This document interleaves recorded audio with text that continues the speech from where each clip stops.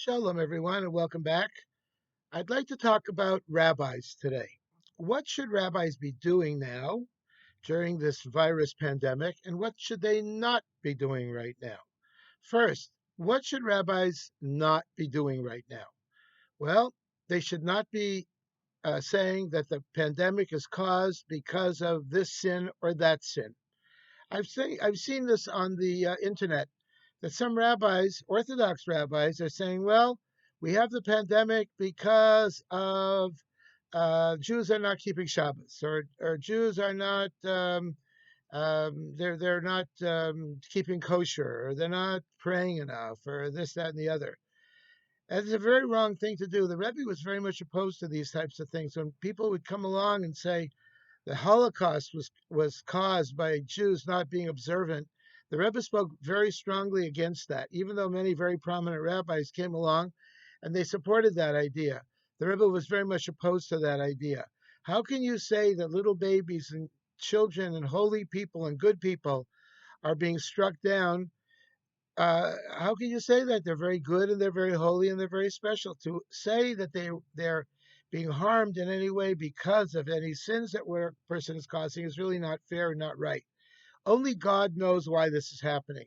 We have to do the best we can do, and God will do what He has to do. They tell a story during the Holocaust of an elderly rabbi who, in the middle of one of the barracks, with all the squalor and the filth and everything, this rabbi got up and he started to pray. He davened mincha, the afternoon prayer. One of the fellow inmates there, after this rabbi finished, the inmate came to him and said, how can you pray during this time? Look around you. How can you pray when God is allowing this type of thing to happen?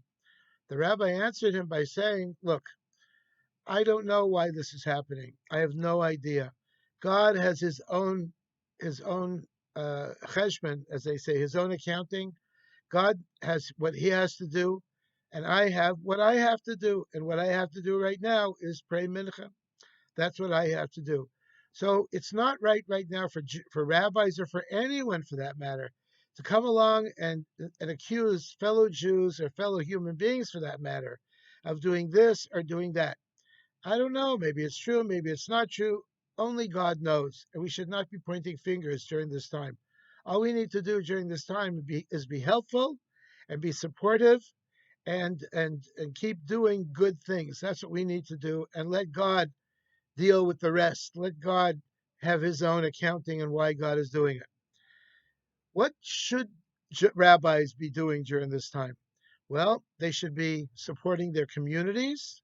They should be teaching classes. They should be available for support, whether it's financial support or whether it is emotional support. They should be available to their community and to people who are not part of their community. Rabbis are spiritual teachers, and as such, they should be available and be willing and able to assist people in any of their difficult duties. Sometimes it can be dangerous. Rabbis need to officiate sometimes at funerals, as I did. I've done a few funerals already during this time. We've done it with social distancing, with masks on, etc. But these things are necessary, and rabbis need to be on call to be able to do these things. I recently adjusted my phone service, and somebody said to me, "But do you only want to be available during the daytime hours or early evening?" And I said, "No, I want to be available 24/7. I want to be available all the time. I can't answer my phone on Shabbos, obviously, or Yontif, but nevertheless, if someone needs help at 3 o'clock in the morning, the rabbi should be available there to do that. The rabbi should be there." And this is one of the unique things about Chabad rabbis. They're always on call.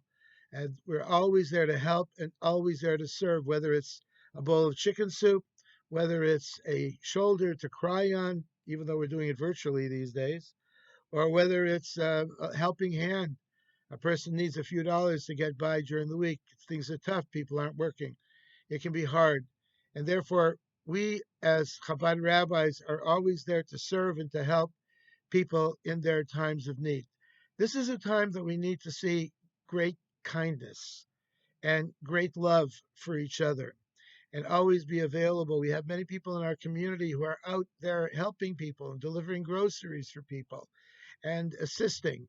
And they came to me originally and they asked me to help them. They have no way of getting out. They're elderly and they have no way to get food. I was able to get them in contact with people in the community who were able to help them. These are the types of things that we need to do. You know, it is said that when someone comes to me, the first question I should ask them is not, did you put on tefillin today? You think, my rabbi should ask, did they put on tefillin today? Did they learn Torah today? The first question that I should ask them, and for that matter, any rabbi should ask them is, have you eaten today? Do you have food on the table? Do you have medicine if you need it? How is your job doing? Do you have a job? Is your rent being paid? Are you able to help out in these areas? This is something that rabbis should be doing, not pointing fingers, but rather, they say when you point a finger out, you're pointing a, a finger back at you. Your thumb is pointing back at you.